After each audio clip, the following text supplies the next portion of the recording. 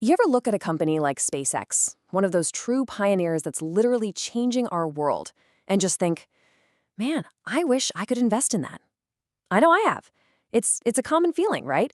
You see the incredible innovation, the rockets landing themselves, but then you open up your brokerage account and, well, you hit a brick wall. It's just not there. Trying to invest in these game-changing private companies feels like trying to get into the most exclusive club in the world. But what if I told you there's a back door? So let's actually dive into what that backdoor really is, because it's not just some catchy phrase, it's a real actionable strategy. Now, while you can't just type in a ticker and buy a direct share of SpaceX, not yet anyway, a path does exist to get exposure to it through the public markets. It's a method that professional investors have known about for decades, and today we're going to break down exactly how it works step by step. All right, so here's our game plan. First, we're going to nail down the core problem. Then, we'll expose a common trap that a lot of eager investors fall into. We'll touch on how the super wealthy get in, and then we'll reveal the publicly accessible backdoor. And crucially, we're going to talk about the risks and the fine print before wrapping it all up with a checklist you can use for your own research. Let's get into it. Okay, first things first. Why is this so difficult in the first place? Well, the answer really boils down to the fundamental difference between a private company and a public one. See, when a company goes public, they have to go through this whole grueling process called an initial public offering, or IPO. We're talking mountains of paperwork, regulatory hurdles, filing a super detailed S1 document with the SEC, all just so they can list their shares on an exchange where anyone can buy them. SpaceX, they haven't done that. They've stayed private, which means ownership is restricted to this select group of founders, employees, and venture capital funds. Now, this gives them a ton of control, but it locks the rest of us out. Now, because the demand to own a piece of SpaceX is so ridiculously high, some platforms have tried to create products that look like an investment in SpaceX. But you have got to be incredibly careful here. This is what I call the fake door. It looks like a way in, but more often than not, it leads to a room where your money gets trapped inside. Let's talk about something called tokenized stock. You might have seen some platforms offering these tokens for private companies like SpaceX. But what are you actually buying? Well, here's the thing. You are not buying a share. You're buying a derivative. What that means is you're basically signing a contract with the platform that says they promise to pay you based on SpaceX's performance. So yeah, the value might mirror SpaceX, but you don't own a single piece of the actual company. And this is the side-by-side comparison. It's pretty stark. With a token, you get zero ownership rights. No voting, no say in the company's direction, nothing. It's just a financial instrument.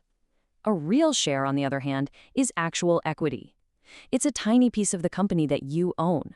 And this part is absolutely critical. The token is often non-transferable. You can't sell it to another investor. You are completely locked in.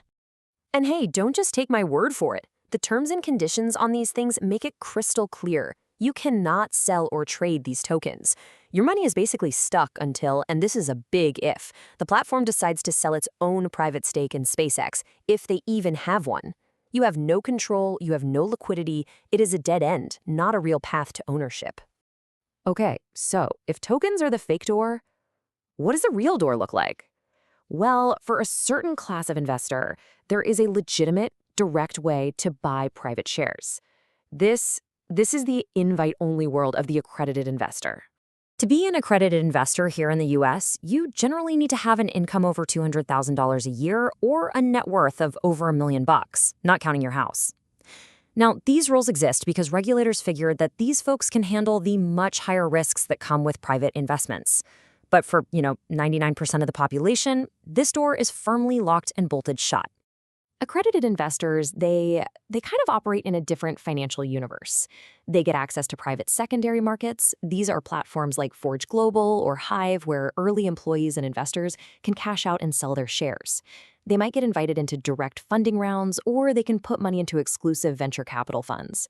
The common threads here, it takes a lot of capital, and it absolutely requires the right connections. Okay, so the token door is fake. The accredited investor door is locked for most of us. It kind of feels like we're out of options, right? Well, we're not. It is time to talk about the public backdoor, the one that's actually open to everyone. So is it really game over for the retail investor? Do you just have to sit on the sidelines and wait, maybe for years, for a potential IPO that might not even happen? The answer is a resounding no. There is another way in. The key to this whole thing is a special structure called a closed-end fund. I want you to imagine a treasure chest that's filled with shares in lots of different private companies. A closed-end fund is kind of like that treasure chest, but ownership of the chest itself is broken up into shares that you can buy and sell on the stock market. Now, here's the critical difference. Unlike a typical ETF, which can create and redeem shares every day, a closed-end fund has a fixed number of shares. This tiny little difference is what creates the opportunity we're about to jump into.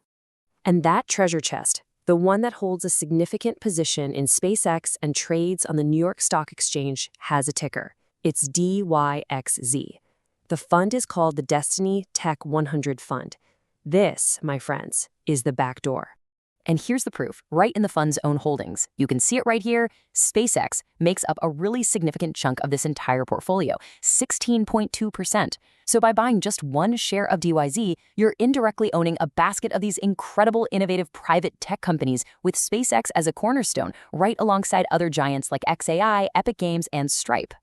Now, I know this sounds amazing, but it is not a free lunch. To be a smart investor, you have to understand the nuances. You have to understand the risks.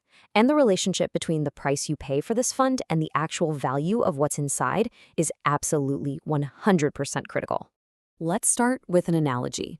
Do you remember when Elon Musk was in the process of buying Twitter? His offer was $54.20 a share, but for months the stock was trading way down around $48. That gap? That was the market pricing in the risk that the deal might just fall apart. A very similar idea applies to private assets. Because they're hard to sell, they often trade at what's called a liquidity discount. Now, this is where it gets really interesting for a closed-end fund. The fund itself can also trade at a discount to its net asset value, or NAV. NAV is just the fancy term for the fund's total assets minus its liabilities, all divided by the number of shares. It's the true on-paper value of what you own. And because DXYZ has a fixed number of shares, its market price can drift away from its NAV. This creates a discount, or sometimes a premium.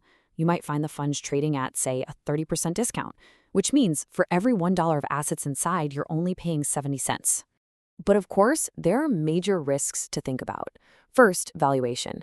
There are critics out there who point to SpaceX's massive private valuation and argue it's overinflated, that it's priced for perfection and ignores risks like launch failures or more competition from rivals like Blue Origin.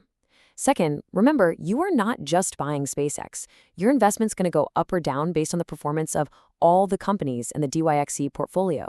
And third, that discount to NAV we talked about, it's not static. It can shrink, which would be fantastic for you, but it can also get wider, which would hurt your return even if SpaceX's private value goes up.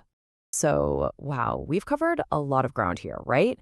We've talked about the problem, the traps, and a really interesting potential solution. So how do you put this all together into a framework you can actually use? Well, here is your final checklist. First, define your goal.